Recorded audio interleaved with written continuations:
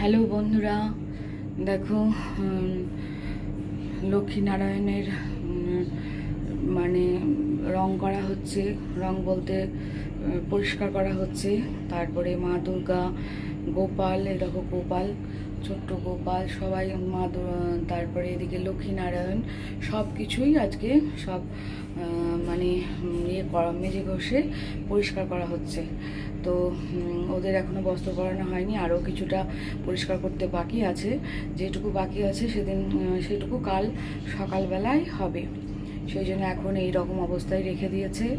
তো তোমাদেরকে মনে করলাম রং মানে পরিষ্কার করাটা দেখাবো।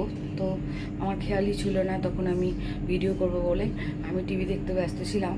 তো যাই হোক, দেখো এখন সিংহাসনটা পুরো ফাঁকা। তার আমার চরণটাও দেখো কীরকম পরিষ্কার হয়েছে, আরও কিছুটা বাকি আছে।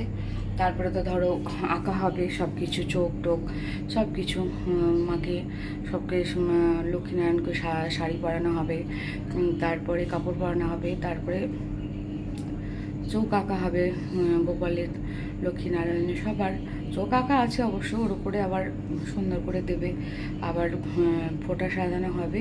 সব রকম মিলে জুলে এখনও অনেক বাকি আছে। তো যাই হোক, কাল সকাল অবধি অপেক্ষা করো, কালকে পুরো কমপ্লিটটা তোমাদের দেখাবো পরের ভিডিওতে।